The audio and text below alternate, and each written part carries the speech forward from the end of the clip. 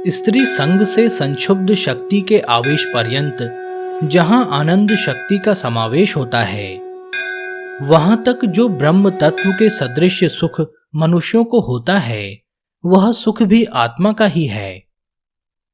व्याख्या: स्त्री संग से संक्षुब्ध होकर आनंद शक्ति के समावेश पर्यंत जो सुख उपलब्ध होता है, वह सुख भी आत्मानंद रूप ही है।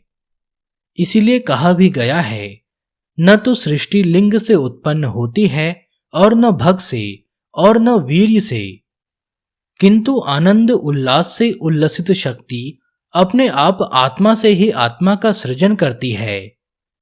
स्त्री संग तो केवल उसकी अभिव्यक्ति का कारण है। अतः स्त्री संग से जिस आनंद का अनुभव होता है, उस स्त्री के बिना भी उसी स्त्री का ध्यान कर आनंद मग्न हो जाओ। कहा भी है, स्त्री के आलिंगन करने पर न तो मनुष्य बाह्य वस्तु को जानता है, न आंतरिक वस्तु को। इस प्रकार बाह्य आभ्यंतर शून्य होने का नाम ही विवाह विधि है। ऐसा वेदों में कहा गया है। जो बाह्य विधि को विधि मानते हैं, वे मूर्ख हैं।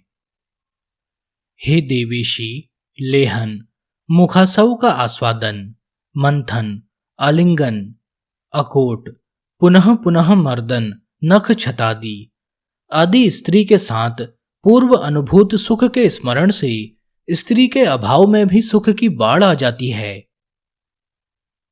व्याख्या: यह स्मरण मात्र से अनंत शक्ति पराशक्ति के प्रतिबिंबित होने के कारण ही शक्ति के स्पर्शाभाव में भी अंतर्वृत्ति से कल्पित शक्ति का स्पर्श करना वीर्य क्षोभ का कारण होता है, और उससे प्राप्त होने वाला आनंद भी आत्मानंद ही है।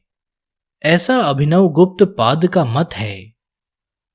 अकस्मात प्रभूत धन पाने पर दरिद्र व्यक्ति भी महान आनंद की प्राप्ति होने पर, अथवा चिरकाल के बाद बंधु बांधव के मिलन से उत्पन्न होने वाले आनंद का ध्यान कर तल्लीन एवं तन्मय हो जाता है।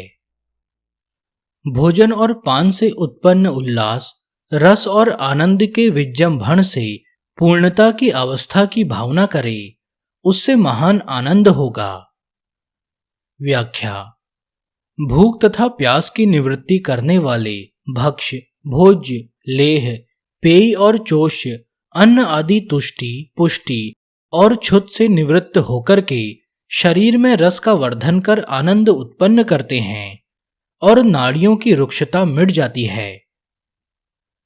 इसी प्रकार यदि मनुष्य सांसारिक भोग में आसक्त रहकर भी उस रसमयी परमात्मा की आनंद अवस्था, जिसे भरिता अवस्था कहते हैं, को प्राप्त कर लेता है, तो उस वीर का वह पान भक्ष्य और चवर्ण की परमात्मा की भरिता अवस्था को प्राप्त करने में समर्थ होने के कारण धन्य व स्तुत्य है। इसीलिए शास्त्रों में कहा गया है, वीर पुरुषों के मद्यपान करते हुए और विषयों में आसक्त रहते हुए भी उनकी निंदा नहीं करनी चाहिए, प्रत्युत प्रशंसा ही करनी चाहिए। उपनिषदों में भी रस के संबंध में ऐसा ही कहा गया है। संगीत आदि विषयों के आस्वादन के अनुपम आनंद से एक रूप योगी का तन्मय होने से होने वाली मानस स्थिरता के कारण शिवात्मकता हो जाती है। जहां जहां मन को संतोष प्राप्त होता है, वहीं धारणा के द्वारा मन को लगाना चाहिए, वहीं परमानंद का स्वरूप प्रकाशित होता है। व्याख्या: जहां जहां सुंदर वस्तु पर मन जाता है, उसे वहीं स्थिर करके यह मैं सुंदर रूप में शिव स्वरूप दिखलाई दे रहा हूं, ऐसी धारणा करनी चाहिए। अर्थात शैया पर आई हुई स्त्री के हाव भाव, कटाक्ष तथा शारीरिक सौंदर्य में भी साधक को यह मैं परम शिव इस रूप में कितना सुंदर आनंदमयी बना हुआ हूं, इस प्रकार की भावना से मन को स्थिर करना चाहिए, न कि विक्षोभ उत्पन्न कर मन में चांचल्य उत्पत्ति को अवसर देना चाहिए। इससे मन संतुष्ट होकर शांति प्राप्त करेगा। यदि साधक ऐसी धारणा नहीं करेगा, तो फिर भगवान कृष्ण द्वारा बतलाए हुए घोर नरक में गिरने से कभी नहीं बच पाएगा। जैसा कि कहा है, काम, क्रोध और लोभ ये तीनों नरक के द्वार हैं और आत्मा का विनाश करने वाले हैं। हे कौन्तेय, इन तीनों अंधकार द्वारों से वर्जित मनुष्य ही अपनी आत्मा का कल्याणप्रद मार्ग ढूंढ सकते हैं और उस पर चलते हुए स्व आत्म कल्याण साधन कर सकते हैं। अतः पूर्वोक्त प्रकार से कामिनी के हाव भाव में भी ईश्वर का ही सौंदर्य प्रकट हो रहा है। इस प्रकार मन को स्थिर कर जब चित्त का विक्षोभ शांत हो जाता है तो मनुष्य परम पद को प्राप्त कर लेता है। ये सब साधन मुमुक्षु के निर्वाह हेतु बतलाए गए हैं। मुक्त पुरुषों के लिए तो ऐसी अवस्था ही सामने नहीं आती, क्योंकि उनके मन में विक्षोभ की लहरें ही उत्पन्न नहीं होती।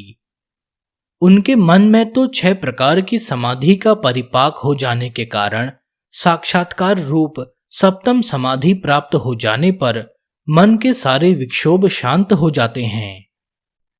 इन 6 प्रकार की समाधियों का वर्णन हम आगे करेंगे। इसी अभिप्राय से आगे कहा जाएगा, जहां जहां मन जाता है, चाहे बाहर जाए या अभ्यंतर जाए, उन सभी स्थानों पर व्यापक शिव अवस्था का चिंतन करना चाहिए। उस व्यापक अवस्था से अतिरिक्त कोई स्थान ही नहीं है, तो फिर मन अन्यत्र जाएगा कहां?